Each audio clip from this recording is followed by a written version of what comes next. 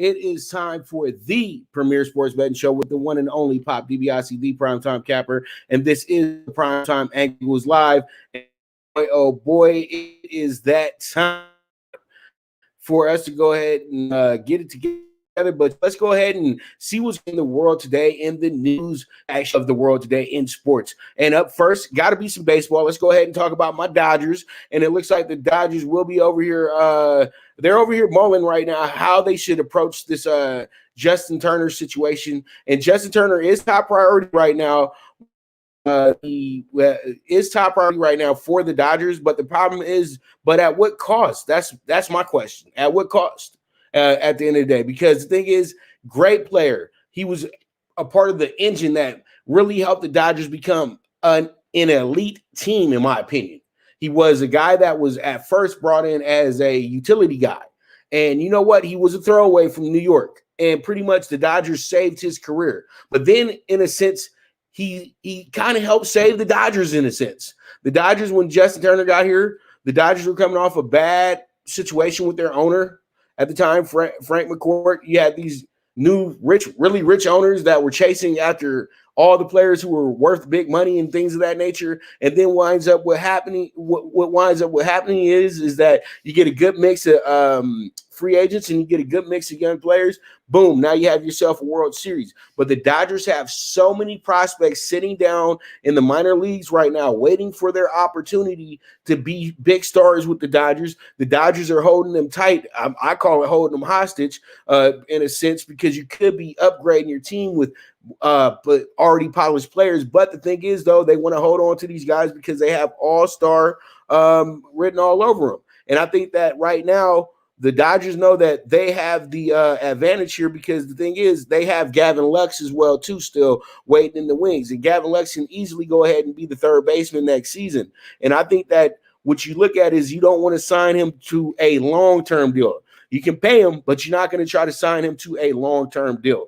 That's how I'm feeling when it comes down to the Justin Turner situation. So pretty much there it is. And you guys already know we do have a guest coming in today as well too, Nick Satwala. I can't wait to talk to my guy. He's works out at Toledo. He works covers Toledo sports and things of that nature. Works for Fox. He's a radio host. So pretty much I'll let him go ahead and introduce himself, but we'll get to him in a moment. But Justin Turner, high priority. But I think though, at what cost? The Dodgers can't overspend here. I would say maybe give him a 3-year, $60 million deal. That works out for everybody, in my opinion. That's a good pay. That's a good bonus right there. Or maybe a 2-year, $30 million deal. Get paid, pay him, but don't overpay him. That's my whole thing. So we're gonna go ahead and we're gonna jump into this next subject. Boy, oh boy, I couldn't wait for this to occur.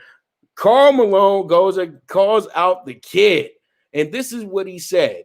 Pretty much, NBA legend Karl Malone calls out Zion and says this: Zion needs to be averaging like 40 minutes per game. You're a 21-year-old kid, and your ass shouldn't be getting tired. This is Karl Malone. This is Karl Malone saying this. And I'm telling you right now, man, this is an absolute trip that Karl Malone will come out of the woodworks, and pretty much you want to keep comparing him to all these guys, but he is nowhere near the same work ethic as these guys. Larry Johnson was a hog. Charles Barkley was a hog.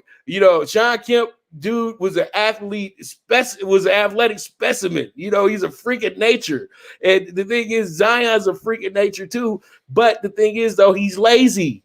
Let's just be honest about it. That's the whole thing. You have to dig a little bit deeper than you're digging right now. I don't want to call him overweight, anything like that. He looks good out there on the court, but I really truly think that he needs to get with a conditioning coach that's not gonna take any breaks with him. Okay, I think we're babying the guy a bit too much, and we got to stop that. We got to stop babying Zion so much. It's time to grow up, boy. That's all I got to say. It's time to grow up, and it is what it is at the end of the day. All right, so let's head on over to Cleveland, man. And what happened in Cleveland last night was the Cavs paid tribute to Kyrie. First time he was in the building since 2017 to play a basketball game.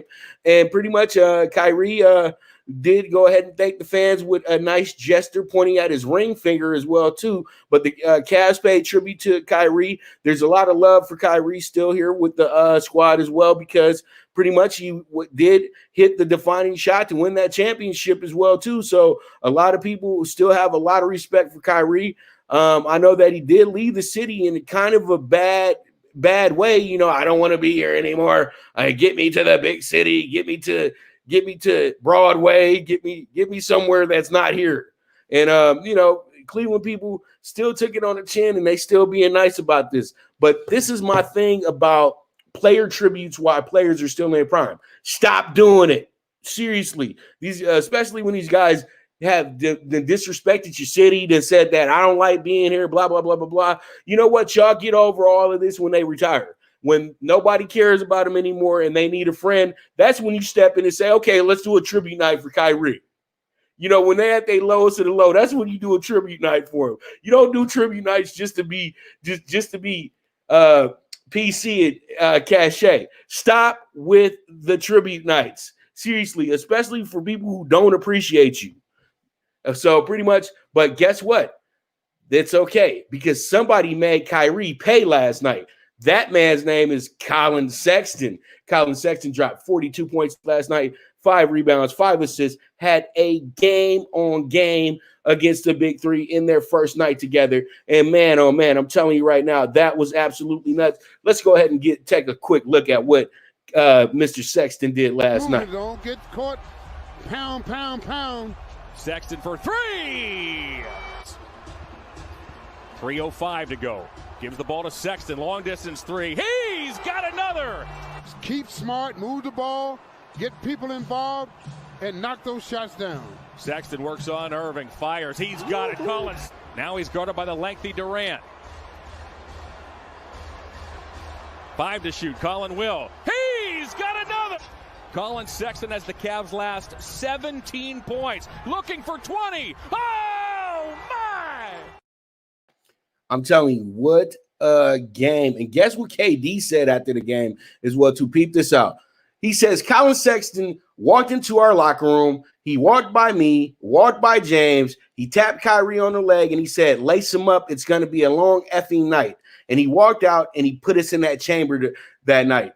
Boy, oh boy. I'm telling you right now, I won't say a star is born, but I'm going to say one thing, though. He is the engine that is pushing this Cavaliers team right now, and the Cavs actually are 9-7 on the season. So you know what? Respect the Cavs, respect the Q. And I told people, we told you guys yesterday on the show that it's going to be a tough out when you go to the Q and play against the Cavs. They play up to the best teams, and they play up to situations like this. And good thing they weren't on national television, because they would have blew it. But last night they was on regular local Fox in Cleveland and the Yes Network, so everything works out. So there it is. But let's go ahead and look at this beauty. Last night the Magic were struggling hard in the first half.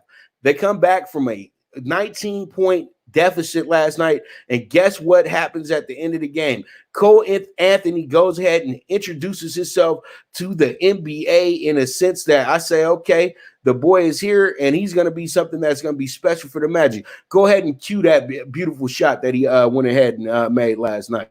His second shot is no good. Rebounded by Anthony. 2 seconds left. Anthony for the win. Got it! He rolls it! Cole Anthony gives the Magic a victory. Boy, oh boy. So that's the future's bright. They finally got themselves a perimeter player that they can really go home and, you know, write home about. So pretty much with that, I think that they're on to some pretty big things right now. And there it is, man. Magic, big win last night. They win the game 97-96. They didn't cover the spread last night. They didn't get the over like I needed them to get last night, but it's okay. They got to win. So Orlando fans, you know, go to sleep very happy. All right, so pretty much Luka bounced back big time last night. He got his 30th triple-double for his career. He set the tone for the game for a 124-112 victory over the Pacers last night. It was an absolute clinic. Let's go ahead and see Luka go ahead and throw these dimes. No-look dimes. He's out there looking like Madge a little bit. Go ahead and cue the tape. Luka trying to get inside and does manage to do so against Edmund Sumner. That was not easy against good defense, but the score nonetheless for Luka. Boy, Sabonis is playing great defense all over the place. Oh, wow, what a pass. Luka did get a touch, and he moved it along quickly. Double team on Luka. Once again, a BEA beautiful pass. Down to 17 points, but prior to the other night against the Raptors, he was averaging 18.4. Nice find. Oh, man. Porzingis living in the paint off passes from Luka. Bjorkman was with Nick Nurse, so they're going to do a lot of the same junk defenses tonight against Luka, and maybe he's adapting better. Mark, he's adapting, but you... All right, so there it is. Luka had a night last night. 13 points, 12 rebounds, 12 assists. He was able to gear his team towards a big victory last night. KP was big last night for them as well, too. So pretty much it is what it is. And with that, we're going to go ahead and take our first break. And when we come back, we will have Nick Sutwala with us to go ahead and break down some hoops with us and break down some this breaking news and boxing as well, too. So you guys stay tuned. This is the premier sports betting show with the one and only Pop DiBiase, the Primetime Capper, and this is the Primetime Angles live. From the East and the West, you've heard others, but now you've tuned into the best. This is a Prime Wave Media production.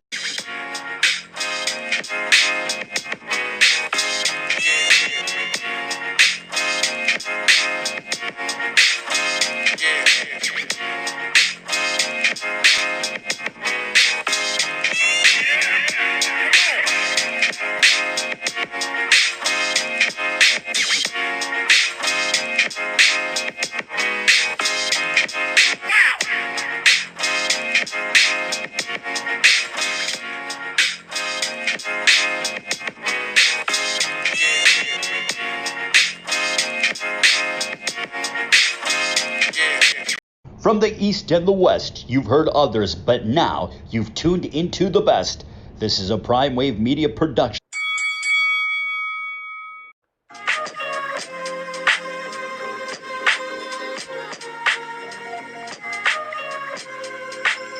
Tune into Big Wave Boxing every week with a brand new guest with the one and only Pop DiBiase, the Primetime Capper. Getting the best boxing stories, best boxing angles, and the truth when it all comes down to the sweet science. Tune in to Big Wave Boxing on the Prime Wave Media channel on YouTube.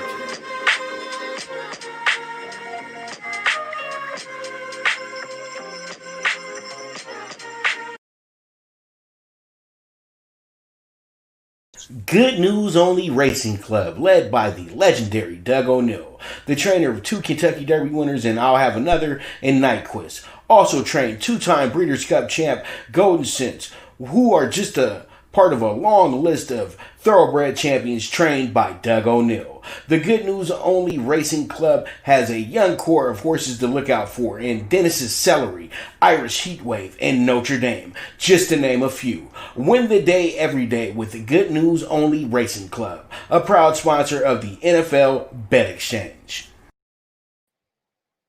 All right, we are back with the Primetime Angles Live, the premier sports betting show with the one and only Pop DiBiase, the Primetime Capper, and I'm bringing in now Nick Sutwala. Nick, what's going on, dog? How's everything going, man? I hope you feeling good, feeling great. I hope you're ready to talk about some MAC and some Big Ten and some NBA tonight. Primetime Pop, what's up, baby? The sports world is cooking on my end, on your end, from everywhere. And real quick before we get into the to college, because I'm going to keep you around for the NBA after our next break and everything as well too. But real quick, we'll just talk about NBA real quick. And since you're so close to Cleveland, you're closer than me. How was it seeing Colin Sexton cook the BK3 like that? Seriously. I'll tell you what, from my own perspective, I like to see it. Last night in particular, the Cavs deserved the game. They almost got hosed out of that game, not once, not twice, not 3 times, but 4 times with 4 horrendous calls. Take your pick. So from that standpoint, I was happy to see the Cavs win. And from Sexton's standpoint, a lot of people gave this guy a bad rap coming out of college. I didn't understand that for how little he played at Bama, but I did, consider him more of a good 6th man than a big-time starter. I really did. And to see last night, to see what's happened for the first, couple handfuls of games, you saw it at the end of last year. His efficiency, shot selection, little bit better of a slasher in the league than he was at Bama. Wild shots at Bama. You could see this guy progressing. I was wrong. I think just about everybody was wrong after what they saw the rookie year. You got to give it time in the NBA, man. These guys in the NBA just get thrown into the wolves. You got to give them time. Brandon Ingram out your way was a hell of an example. I think Sexton was too in Cleveland. And you know what? Funny thing is, I remember watching him and Trae Young in college in the SEC Big 12 Challenge. Yep. And you know what? That day, Colin Sexton had his way with Trae Young. I'm serious. When it came down to crunch time, he locked Trae Young down and then single-handedly went and won the game by himself as well, too. So, you know, Colin Sexton is like a real college legend. And a lot of us have to realize that this guy literally went out there with 3 other teammates and beat a squad being down 15 points in a college basketball game. His whole team fouls out. He got 3 other guys that can run with him, and he goes ahead and still wins the game. So put some respect on Colin Sexton's name, man. And I know they just do it because he's in Cleveland, but this is what LeBron ran away from. Yeah, well, look, I mean, it was a rebuild. I think everyone knows that. And LeBron wasn't going to wait around for a rebuild. And after he brought back the championship, that's why nobody in Cleveland, and I'm not a Cavs supporter, but, you know, the Cavs market is a little bit hotter than the Pistons right now. The Pistons are just starting their rebuild, whereas the Cavs a little bit more, it's starting to become a little bit more fruitful. They're going to ditch Drummond. They're going to ditch Love. I thought, you know, the Nets, if they don't win a title, I think the Nets are going to be 4th in line when it comes to the teams that made out in this big deal. The Pacers made out because the marriage with Oladipo was horrendous. They made out great with a player like LeVert, if healthy. I think the Rockets did a hell of a job. And that third team ahead of the Nets, in my opinion, is the Cavs. They give up decent draft capital for their future center. Not a guy you're going to build around, but Jared Allen, Sexton, Sexland when Garland comes back. It's too bad with Porter. Pop, you know that? Because Porter's probably the most immensely talented kid on the roster, but it turns out he has a lot of problems. And it looks like he's not going to be a Cav. But if you take the youth movement, they're going to keep Love around because, I don't think anyone's going to take him. And they need a pro. But I think Drummond's going to be gone. And I think Allen's going to be the future at the front court position. And I think they're ahead of, with Bickerstaff, they play under this guy. They play hard. And Beeline wasn't the fit. And boom, just like that, they're already trending. They're one of the teams where it would be worth an 8 seed. When you're the Pistons over the years and you got your luxury taxed out and you're maxed out as an 8 seed, it's a waste of time. But if you're a young team like the Magic, like the Cavaliers, that playoff berth could mean something, and I expect them to be in the mix after what I've seen thus far. I really do. Yep, 9-7 on the season. I really, it's incredible to see how they're playing right now, and I'm enjoying it, and I see you're enjoying it as well too.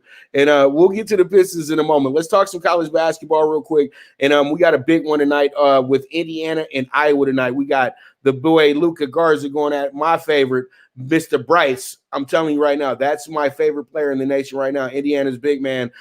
I told my engineer earlier. I said, look, if I was a NBA GM right now, that's my guy. The Indiana big man. He does everything right. Yeah, I haven't seen a big man with moves like that since Tim Duncan back in '97 over at Wake Forest. So pretty much, I know it sounds crazy how I'm talking about this kid because he's not shooting from the outside like they want him to. But I said that he's a traditional big man, so that's what he's gonna do. You know what I mean? So pretty much, I like what I see. And Garza is a bang him out, big man, awesome.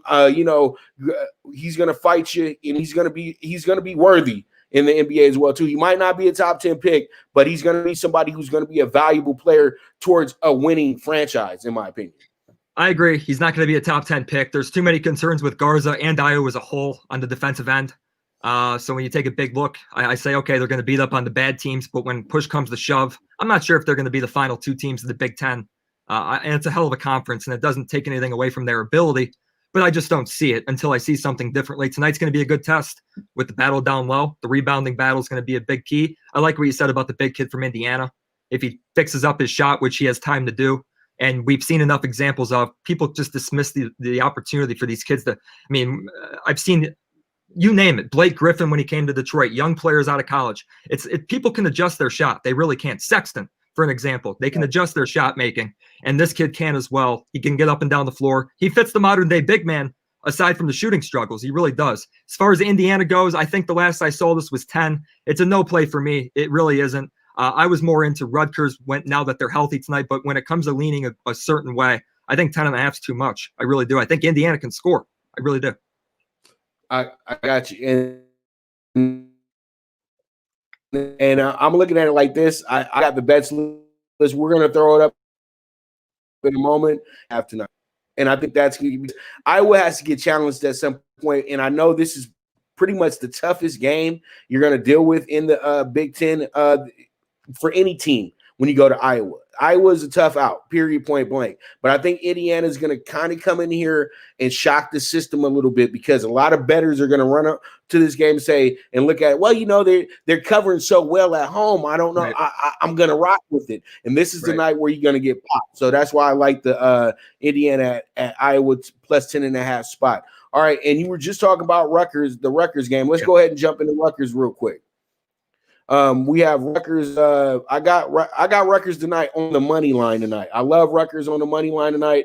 I think that they should take care of business. Ron Harper Jr. is a top 10 pick, in my opinion, as well, too. I think that the kid should be able to he should be able to just do his thing and just come up big time, just big. Yeah. You know what I mean? So it is what it is at the end of the day. And I like Rutgers a lot tonight, and I think that they should take care of their business. Minus 170. I don't mind spending a little bit of extra change on it, and we'll just go from there. No, I like the thought on the money line. There's some games I look at where I say I'm okay with the points because it's a line that just seems a little too good to be true. And there's other times where I'm doing money line and money line only, and I'm risking the $1.50, $1.60, $1.70 if the time is right. Tonight's not that time for me. I'm laying the points. It's not a 5-star play, but I think it's a good play. I really do. Now that Rutgers is healthier, when you look at Rutgers, when you really look at both of these teams, they're struggling as of late. They have neither of which have won in 2021. Rutgers blew that horrendous game at Columbus where they led by a ton in the second half. And now that they're healthier, I agree with you on Harper Jr. A little bit of a raw player, but he's been there. He's got a lot of college games under his belt. And he's getting better and better. And I like that about him. And I like this Rutgers program. I think they're on the uprise. And it's the same old story for Penn State under this head coach. It's year after year. It's 0-4 start after 0-4 start after 0-5 start after 0. You know what I mean?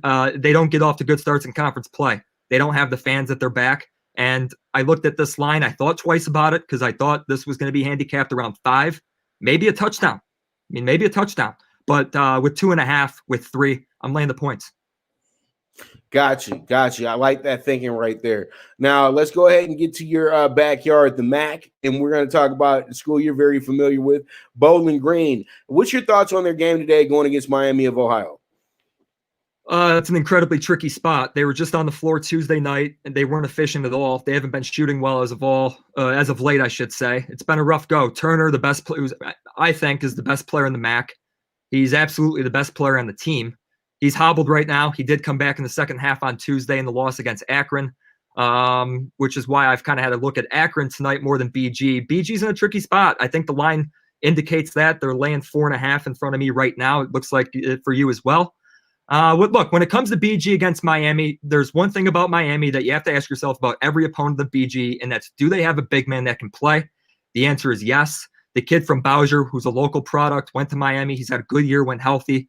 And that's the problem for BG. Every single time Turner or whoever gets the pick and roll at the top of the key, there is neither defender are even given a look to swingle the center. Washington to transfer the center. Last year, Matos, who was, nice kids, but they're not effective centers. And thank goodness for BG's sake that Toledo lost their big men and AJ Adu, because if they did have some big men, Buffalo's got Mbala. If you got a big man against this BG team, I'm not going to be putting my American money on BG to cover, especially when it comes to 4.5 on the road. No fans on the road 2 days after a dud. It was another dud on their home floor. And I'm going to give them some time to breathe. 2 days after the fact, I think it's a no play. And gun to my head, I think it's Miami. In fact, I do. Oh man, so I'm over here. I'm sitting on. I might be sitting on the wrong bench tonight. Then, from what you said, it depends on Turner's health. Look, and that's why I wouldn't touch it with a 10-foot pole. Turner looked okay. He played 36 minutes, but he played 36 minutes on a hobbled toe or on a hobbled ankle. I'm sorry, I was reading about Mahomes and his toe. Turner's got the ankle problem. He did get his 36 minutes the other night. It was not a good performance. It was his worst of the year. And they played a hungry Akron team that has a playmaker of their own, and Jackson just won the Player of the Year last year. I think it's a tricky spot. You're talking about 48 hours later, and you go to Miami. It's a tricky spot. Look, again, I'm an alum. I'm a fan. I covered both teams, Toledo and BG, but I always lean BG when it comes to personal preference, and I'm pulling for them. But it's a tricky spot tonight, and I hope I'm dead wrong. I really do. For your sake, of course. Yeah, and I'm rocking with him tonight because just off what you just said, I feel like a bounce back is right there for them. And I think that should be something that should be already just something in play. So that's why I'm all over it when it comes to that. So pretty much that's why I think that they can go ahead and win this game by 5-6 points, but they're going to have to fight. It's going to be a gutty one, and we can go from there. So let's go ahead and look at the bets list one more time here. And I have them at 4.5. And you know what? I love Akron today. I think Akron actually blows them away. Akron is one of the most trustworthy home teams when it comes to your money. Honestly, it can be in a conference, non-conference play.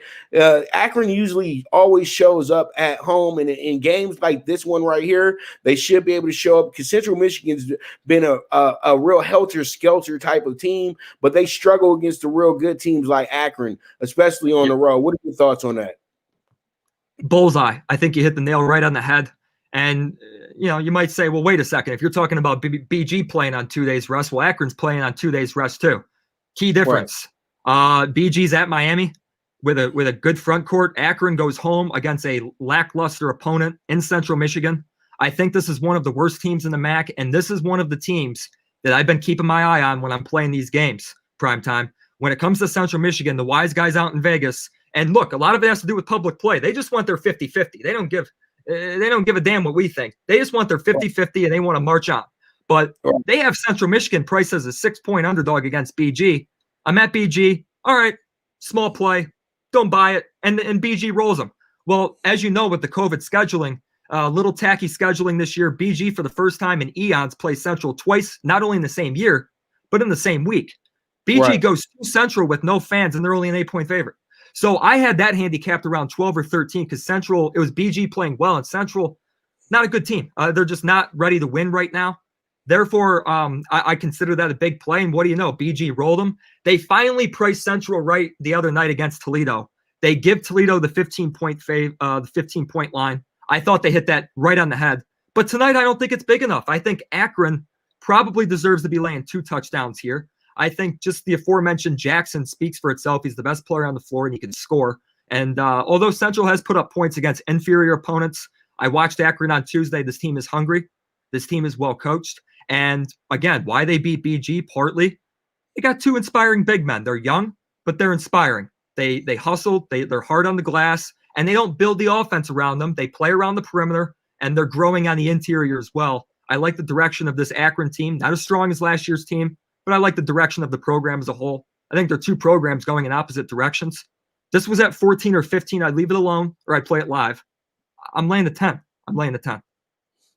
Got you. I'm with it too, man. And hopefully we get ourselves a 20-point victory. You don't have to sweat this thing out. They get him out of here early. You know what I mean? So that's what we're looking for. And hopefully we'll go ahead and cash that ticket tonight. And pretty much he repping them Buckeyes right there as well too, boy. Oh boy. Man, I'm still kind of crushed over the championship game, but it's okay. It's okay. I'll tell you though, it was a rough week. It was a rough week, but I'll tell you this right now. Championship Monday was a complete stinker. I think they lose. I think they lose that game 8 or 9 out of 10 times, and if Sermon plays, maybe 7. Losing Sermon killed everything. But I will say this: hell of a week to follow for Buckeye Nation with getting the big time players back for another year. That's been their problem. There's a reason why every player that stepped foot on Bama's campus since 2000 that has stayed 3+ years has at least 1 championship. They get the B-level players to stay for that senior year and get the reps. And Ohio State will have that this year with Olave. Could be the number 1 receiver taken in 22. They got the tackle Munford back. A laundry list of stars for whoever wins that quarterback battle this upcoming season. Buckeye Nation's doing just fine, primetime. I love to hear it. Love to hear it. So with that, we'll be right back. And this is the Premier Sports Betting Show, the Primetime Angles Live with the one and only Pop DiBiase, the Primetime Capper, and Nick Sotwala. And we'll be right back. The Viget app, where social media meets sports betting. Get the latest line movements in all major sports. Track your daily bets, daily contests, the NFL over-under contest that pays out $10K in cash prizes. This is a cutting-edge app that helps betting be easy. Sign up with the reference code POPDBIC and you will be able to watch my daily show, The Primetime Angles, as a resource to building that bankroll.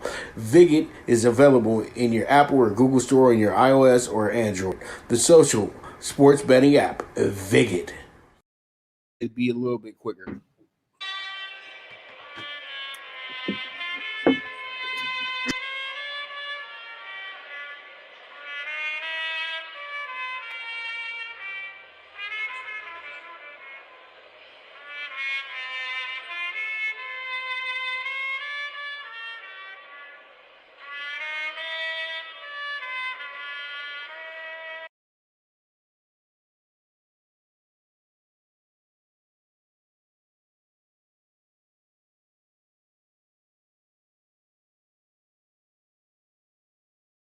From the East and the West, you've heard others, but now you've tuned into the best. This is a Prime Wave Media production.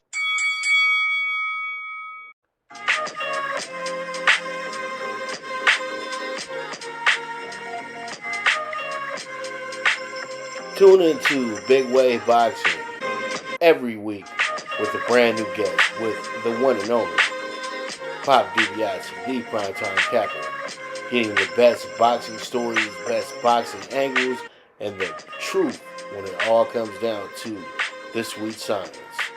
Tune in to Big Wave Boxing on the Prime Wave Media channel on YouTube.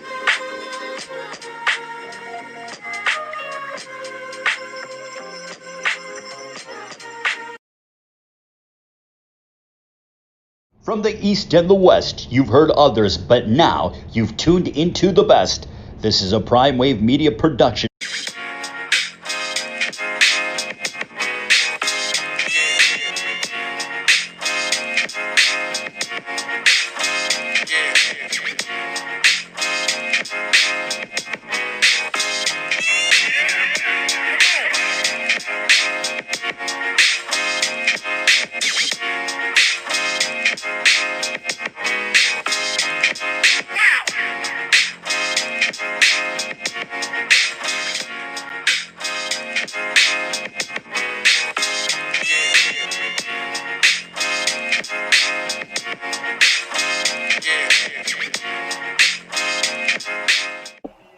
What's up, world?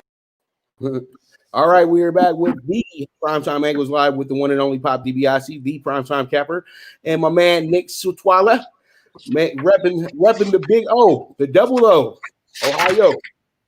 Gotta love it. Yes, all right, yes, sir. Let's go ahead and jump into it real quick. NBA, man, we got the Lakers tonight, and pretty much the Lakers at the Bucks. This is looking like a championship type performance. This is looking like a preview to the championship, and that's what a lot of people are saying today as well too. So pretty much, what are your thoughts on this game? Before I get going, can you confirm this for me? Is that because I have not confirmed this myself? Is Antetokounmpo out tonight? I haven't heard anything as of yet. I haven't got any emergencies as of yet, but I mean notifications about it. But I'm thinking this is a game he will probably want to be good to go. But I know you live to fight another day a lot of times as well too. Okay. Look, I figured I saw it was questionable in the report I read this morning. I have yet to check on it.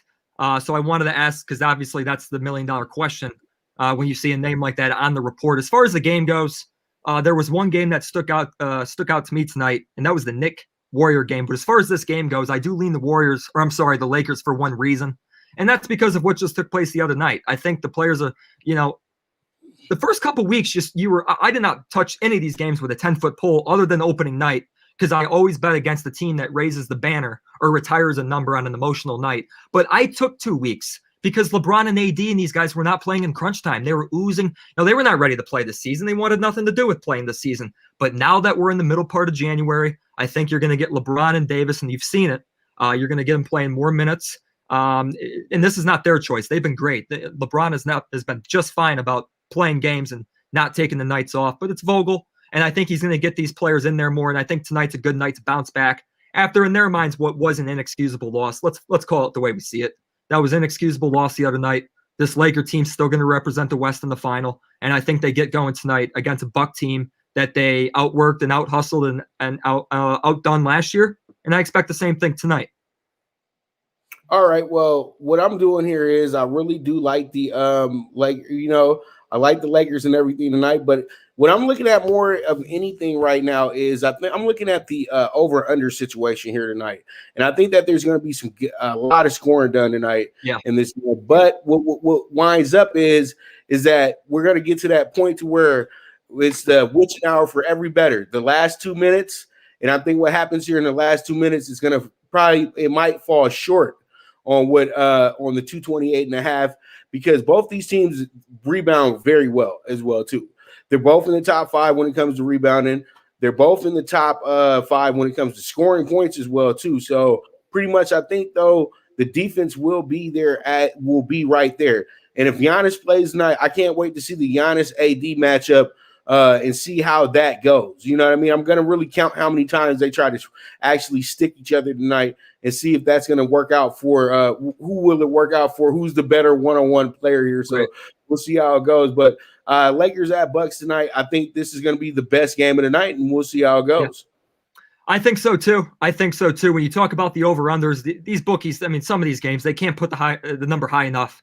They really can't. I mean, when you look at the evolution of the over-under in the NBA over the last 4 to 6 years, I mean, it has gone to monumental heights. And this is one of those games, like you just saw the other night. Which was it? It was the Nets and the Bucks on the Nets home floor. That number was 238. Still found a way to go over, if I'm not mistaken. So these numbers are huge. And when you look at two offenses, I like the rebounding note. I think that means more possessions, and I think it means more opportunities to score. And when you put the super guns, the superstars, Davis, LeBron, Antetokounmpo, they know it's a TNT game. They know it's a nationally televised game. They know they just lost to not a good loss the other night to the Warriors. It wasn't.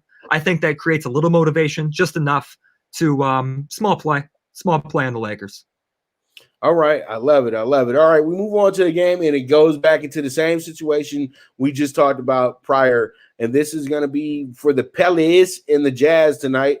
And pretty much with this, I see that the Pelicans coming in here. They are a middling team at this moment, in my opinion. Zoe is improved this year, but he's hurt as usual. Brandon Ingram is just an absolute gem, and you just feel bad for Brandon because you want him to be somewhere where he can really be featured as one of the bigger stars in the NBA. Oh, he was a Laker for a while, so yeah, but just too bad it just couldn't. The patience of the Lakers, though, because I think honestly, AD did help the Lakers get to the championship, but the season Ingram had last year was very comparable to what AD did as well too. But I think the psyche of AD was the biggest reason why the Lakers were able to win that championship. The psyche of AD is a bit better than Ingram's because he was been in the league a little bit longer as well too.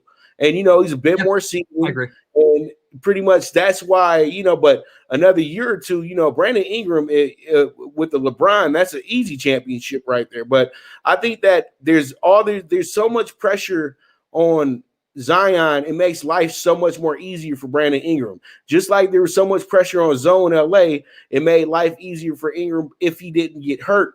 A lot of times he had an almost career-ending injury here in LA as well too. That's why the guys that are up top, that's why it was kind of an easier call for them to make that move, because Brandon Ingram was untouchable for a long time, and it just after a while, after that last injury and the fight with Chris Paul, that's just pretty much said to the Lakers, he might not be a Laker. He's a great player, but he might not be one of us. You know what I mean? Look, rightfully so. I think you hit on a lot of what you said. But they did what they had to do. They did what they had to do because Davis was a player. I agree with the psyche aspect, and I agree that he was a player that was ready to win now, which, it justified the deal for the Lakers. And we all know it justified the deal for the Pels because Griffin got a magnificent return. That's just all there is to it. So it was a good deal for the timing for both parties, considering LeBron. LeBron's not 28. So they had to make the deal. And from that standpoint, I think it was a great deal for both sides. I really do. And I understand the ceiling of Ingram. But I also think Davis's versatility at his size, I think, is a notch above Ingram at this point. Ingram, he still has to hit the nutrient table. You remember what he looked like at 19. He still isn't totally beefed up. He still doesn't play big.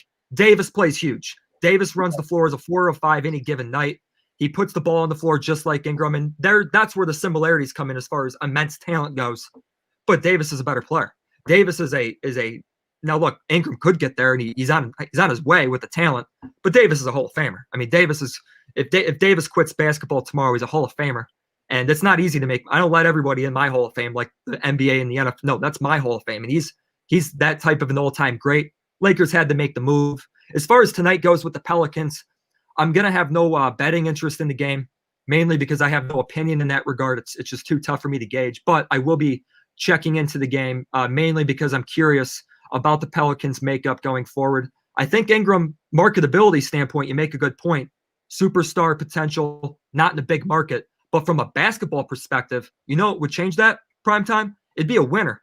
And I would like to think with Williamson and Ingram and with some of the mix there, I know they parted with Holiday, and I get that, but I think now is the time to show some signs for the Pelicans. I mean, they just fired their coach.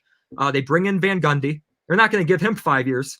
And I like, Williamson, the injuries are a concern. Did I hear you say he was lazy? Do you think the laziness is an aspect of it? Yeah, it's just that simple. I play basketball. And the thing is, when you keep having games and all this extra stuff, and you claim you're doing all this extra stuff in the off season, maybe you're not doing enough in the off season. You know what I mean? Maybe you're just doing enough to where your body can handle that type of situation. But I think Zion has to take it to a whole nother level. Why haven't you got with Tim Grover yet? That's my biggest question as well too. Why aren't you with the top trainers in the game if they see you as an elite player? And that's what LeBron did. That's what AD did. That's what Carmelo did. That's what D-Wade did. That's what everybody you love did, is that they went to somebody, to a trainer that took them to the next level, that told them that wasn't good enough. You know what I mean? And how do you want to win in this league? Kobe Bryant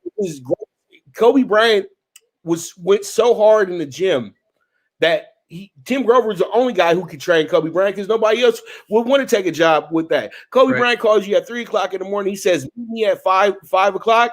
You're late if you're there at 5 o'clock. You should have been there at 4:30 while he was stretching. Because Kobe will call you at 1 a.m. and say, okay, a workout starts at 5. And the guy, he said he's with a player. The guy said, I thought the workout really started at 5 p.m. No, the workout started at 5 a.m. 100%. Look, I think the whole thing's fair to wonder about. It's very tricky because I think you have to be very careful when you talk about this subject with players. It's one thing if I'm watching Andre Drummond as a Piston lollygag down the court. We haven't seen that aspect out of Zion's game to automatically talk about the laziness aspect. But when you talk about the injuries and you talk about the conditioning off the court, it's fair to wonder. It's fair to wonder. And what you bring up with the trainer situation with the all-time greats, you wonder what's going on off the court. I don't think, at least I do. I don't have enough to say that he is in fact his issue as far as the laziness and as far as the devotion. I just want to be careful. There's a lot of things at play there, medically speaking, a lot of things at play, and you have to be careful because I haven't seen the aspect on the floor of that notion to make me think, okay, this kid just doesn't have it yet. But hey, that could be in play. I'm not saying it's not. And the injuries are a concern. I was all about this kid at number one. I think he doesn't have every trait of the modern day superstar, but I was all about this kid. The injuries are still the only concern about him, in my opinion. Well, it's just with me, it's about getting back down the court. You know what I mean? It's 100%. Like he misses going up and down the court every 4. He only does 4 out of 5 times, and that's detrimental to your team as well too moving forward, because now he's alone. And now what happens is we're giving up points here. You know what I mean? You know how many points are scored just because he doesn't get back on defense? So pretty much these are the things that people have to look at. Now let's go ahead and move forward, talk about the game that we both want to talk about real quick. That's going to be the Knicks and the Warriors tonight. And I think the Knicks and the Warriors game, this one is going to be a good one because people don't realize this yet, but the New York Knicks are the best defensive team in the NBA right now. I was shocked when I saw that stat as well too. And they gave up 75 points to a duo that's averaging 52 points a game.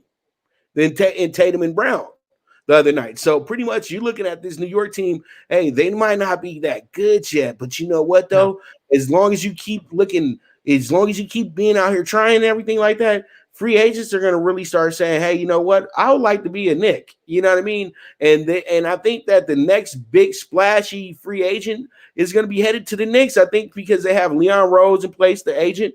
And pretty much I think that's going to be the key factor on getting this team to where they need to get to at the end of the day. And that's back to the playoffs and back to relevancy in the NBA, because the NBA is a great league when the Knicks are winning basketball games. I'll be honest with you about that, because the 90s was fun to watch, because it used to be those fun Sundays at the Garden on NBA on NBC. And, you don't have that no more on ABC because the Knicks are a laughing stock. But at the end of the day, though, they can get this thing together as long as they don't want to depend on a diva type superstar type player, as long as they bring this team aspect together, kind of like how Thibodeau's Bulls were when he had Derrick Rose company.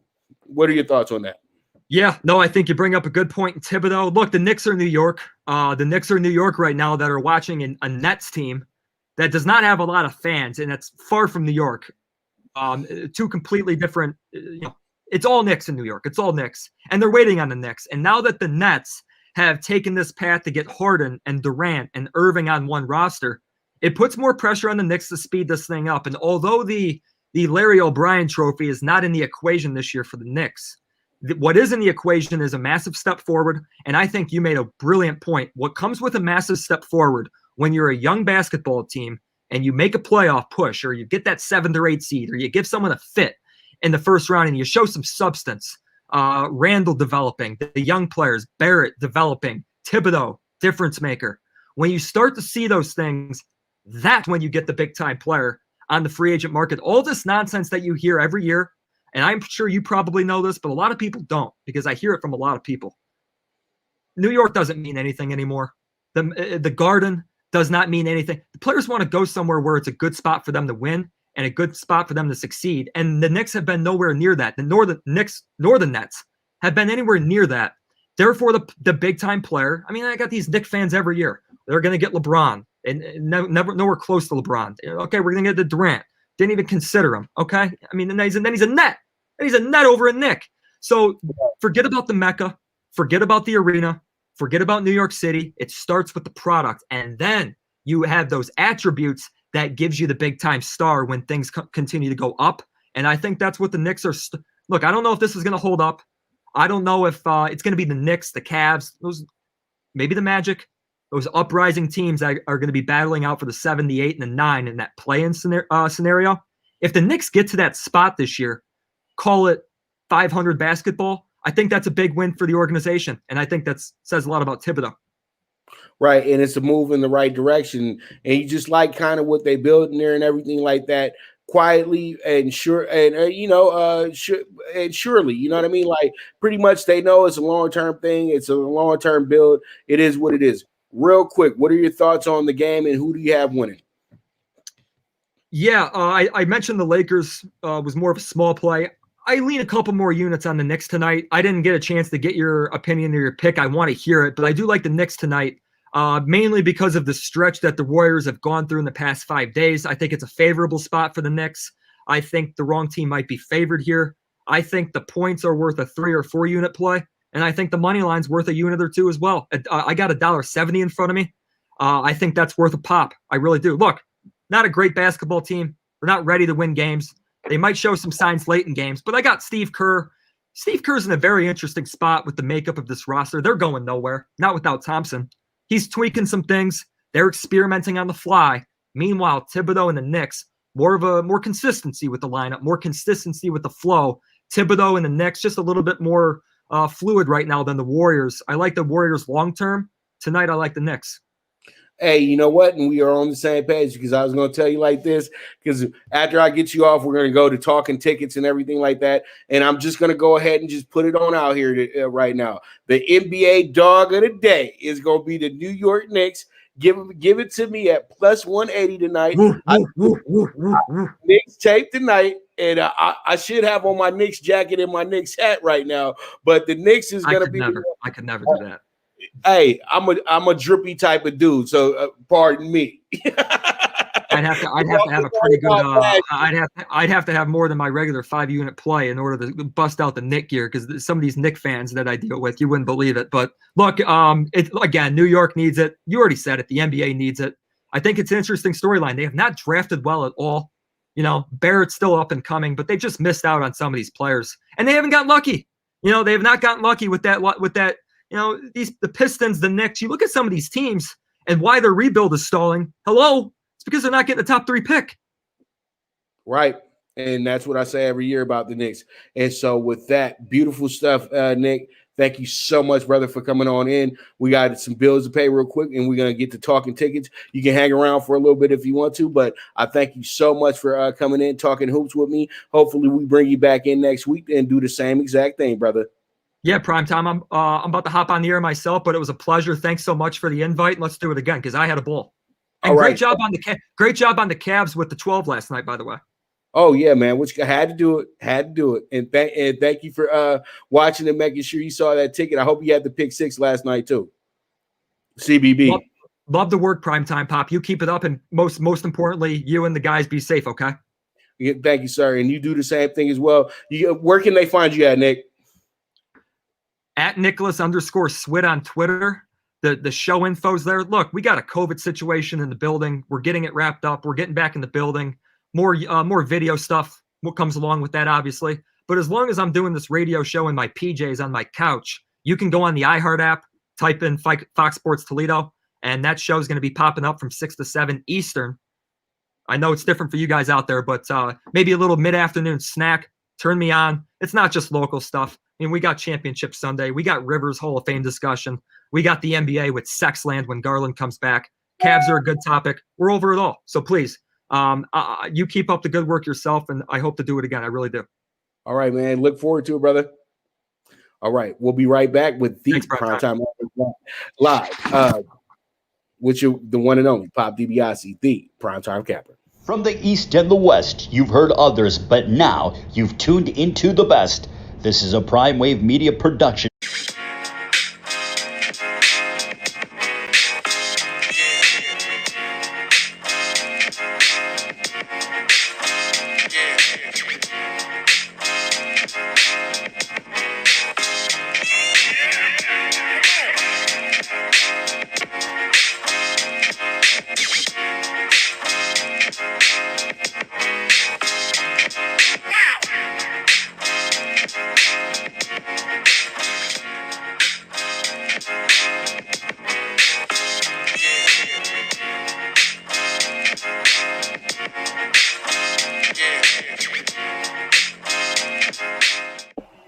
What's up, world? All right, we are back, and it's time to talk tickets. And as I said last night, we did hit the 60-1 pick 6 last night. I know, man, that was a beautiful, beautiful thing. But you know what? Let's go ahead and jump into this real quick. And pretty much we have ourselves the Pac-12 bets list tonight. We're going to go with the -6 with USC. Then Arizona State money line +125, and then +9 on Cal tonight with the going against the Bruins tonight. That's always a tough spot for the Bruins going up to Berkeley. So I'm going to take Cal to cover in that game tonight. And then Utah seems to be playing some better basketball. I know that it looks like that they're not really playing up to their standards and everything like that. But still, at the end of the day, they are in a matchup that they should win against this Washington State team. So we move forward, and let's go ahead and talk about the CBB Primetime Pick 6 for today.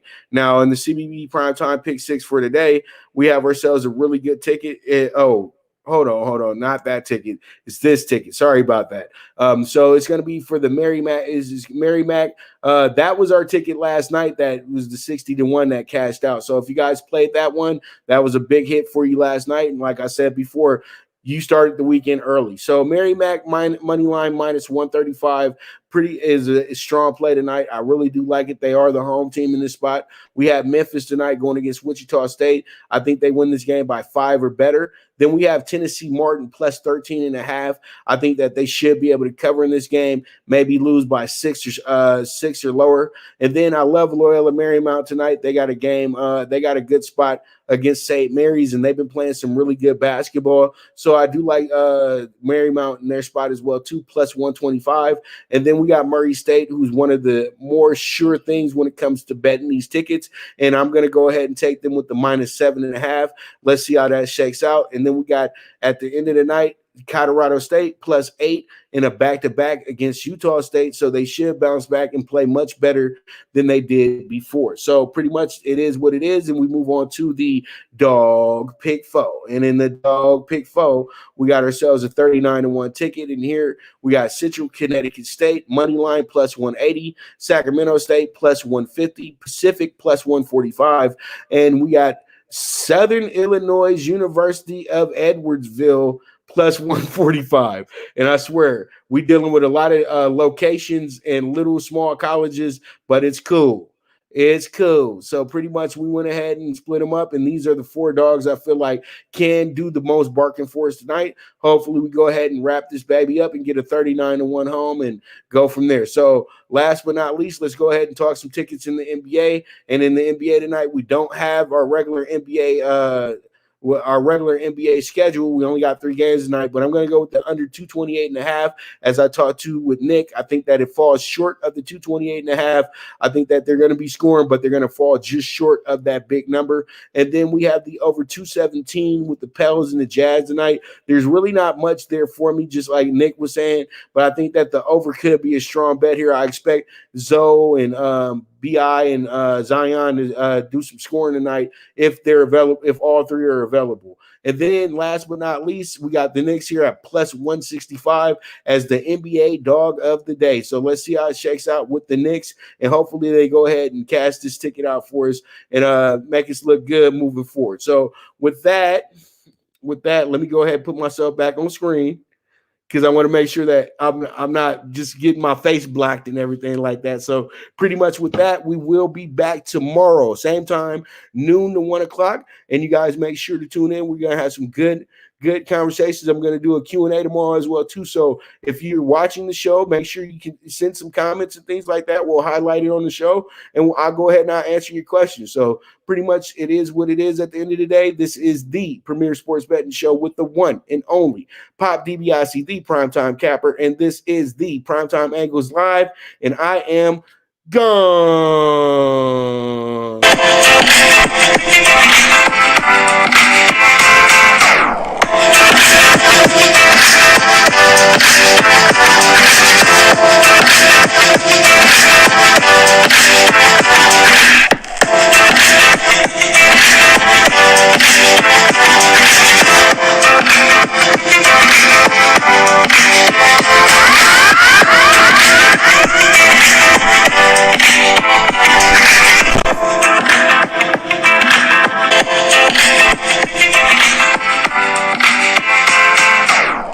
From the East and the West, you've heard others, but now you've tuned into the best. This is a Prime Wave Media production.